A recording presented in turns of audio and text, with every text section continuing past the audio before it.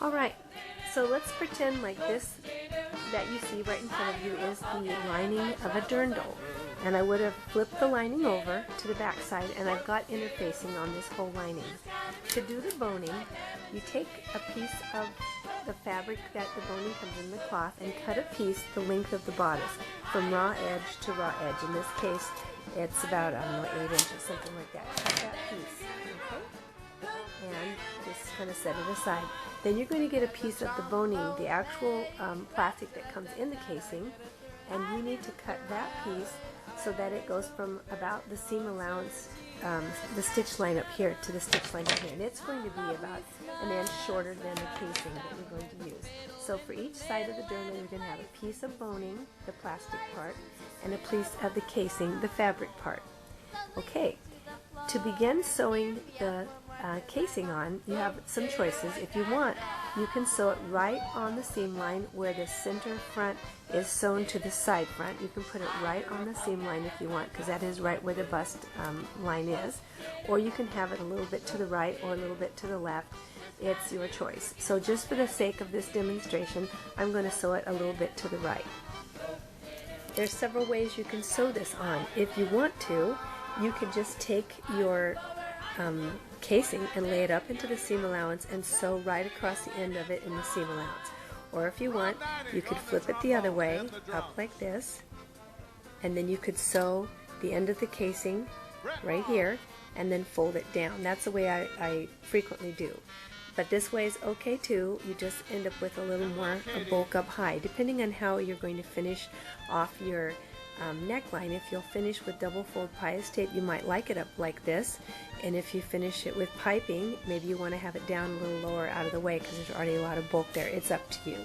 However you do it, you need to somehow sew the end of the boning casing so that the boning won't go up into the seam line, and that's really important. When you come to finish your seam line later on, you don't want to hit the boning with your needle because it will probably break your needle off. So you might want to go back and forth a few times like this to sew the end of the boning in place. After the end of the boning is sewn in place, you want to come and stitch down the casing. Make sure that you don't go into the area too close to where the boning will go, because I've done it before where I've been kind of quick and I've gone into it a little bit and then the boning wouldn't fit into the casing. The casing is just wide enough for the boning, so you need to be careful when you're stitching that you stay outside of the little seam lines. Otherwise the boning could cause you a problem. So this isn't too hard, you just stitch down, but when you get to the bottom you need to leave it open so that the boning has an opening to get into. So when you get to the bottom, you can just stitch right off, or if you want, you can stop up a little ways and fold the boning under to finish off that way.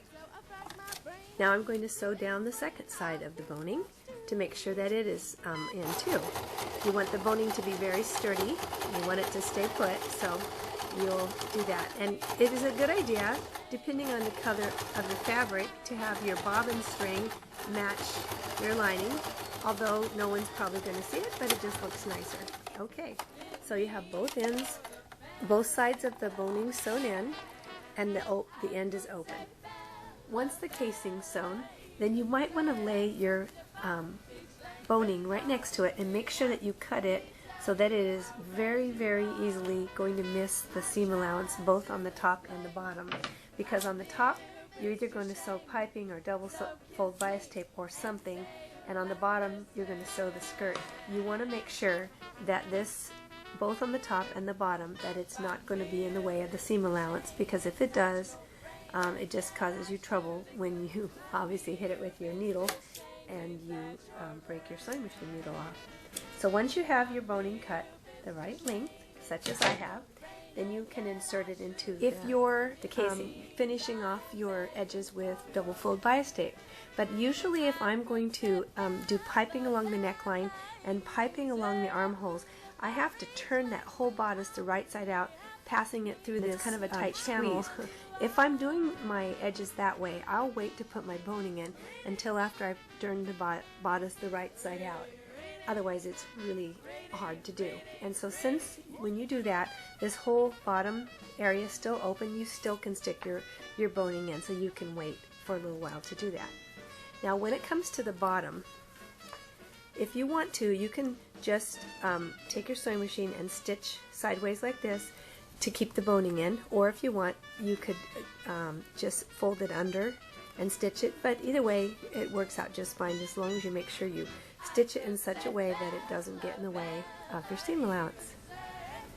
That takes care of the boning for the bust line. Now for the sake of demonstration, I have this fake dirndl here.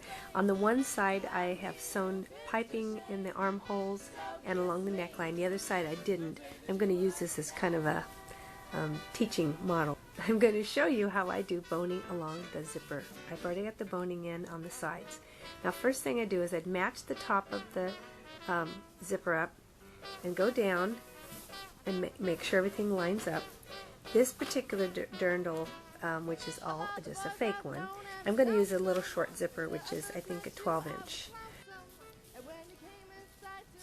The first thing I do is I sew the zipper tapes down at an angle towards the front, sew them both down. This is the 12-inch zipper, so it's going to go from the top of the bodice down 12 inches. So I'm going to measure, put these two bodice sides together and measure 12 inches. I lined up the bodice with the skirt and went down 12 inches, and this is the 12-inch mark. That's how long my zipper is. I sewed the opening from the bottom of the 12-inch to the bottom of the skirt, and then I'm going to iron this whole seam allowance open and iron the seam allowance open all the way to the top of the bodice. Okay, I'm going to work on the right side of the bodice first. So I'll take the right side of the zipper and I'm going to open this part that I just ironed down, and I'm going to lay the teeth of the zipper right along the line that I just ironed in, the fold line, and I'm going to pin it just to get it started. And it just happens that this time I have the little metal stopper around 1/8 of an inch below the very top seam edge. I'm going to unzip the zipper and I'm going to pin it in place where the teeth are against the fold line that I just ironed in, all the way down to the end.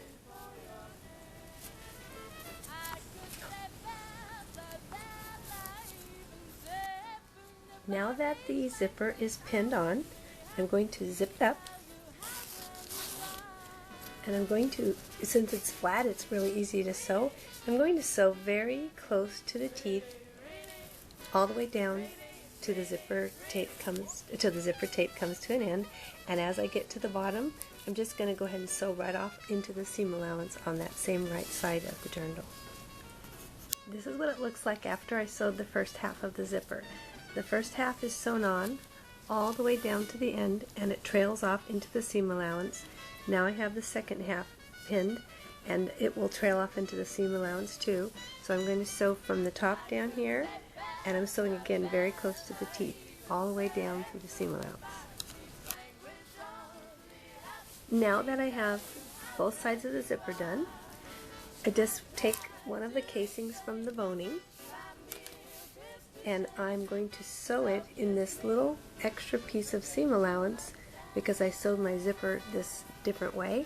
I'm going to just sew this into this seam allowance left over after I sewed the zipper on. After I sewed the zipper in, now I'm sewing this casing on the back side, on the lining side of the zipper and of the zipper's seam allowance, and I pretty much just have to sew the casing on the one side because it's not going anywhere wrapped up in this seam allowance.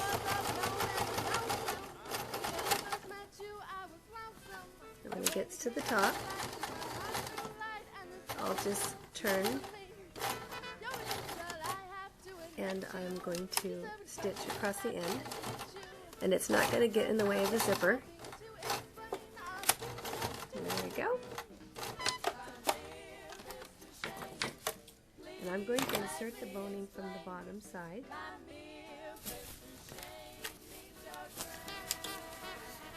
This is what it looks like now from the front.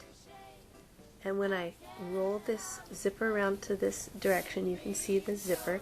Now I've used totally wrong color thread, but since this is just for demonstration purposes, it doesn't matter. And then on the back side of it, you see the casing. And I've stitched the casing shut on the top, and then I'll just slide the boning into the casing. Oops, if I can get it started.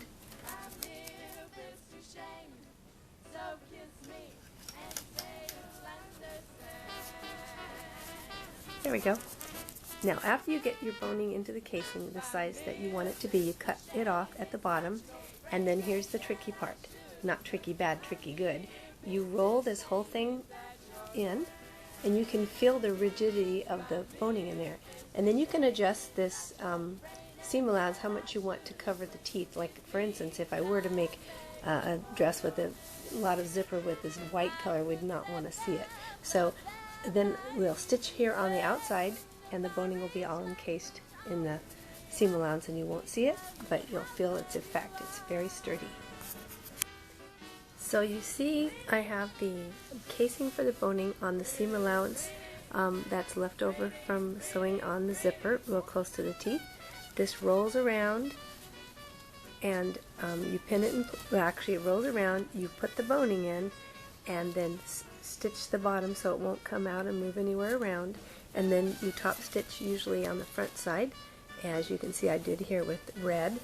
You want to always match. This looks really garish with all these different colors of ribbon. When you're really sewing a real dress, you obviously would always sew with a color thread that's going to show. So this shows the boning in, and of course this side covers the teeth really nicely. I kind of pulled it over, and then if you were to pull this one over, all of the teeth of the zipper would pretty much be hidden. But of course, again, you would have used a red zipper, and so it ends up looking good, and it's nice and smooth.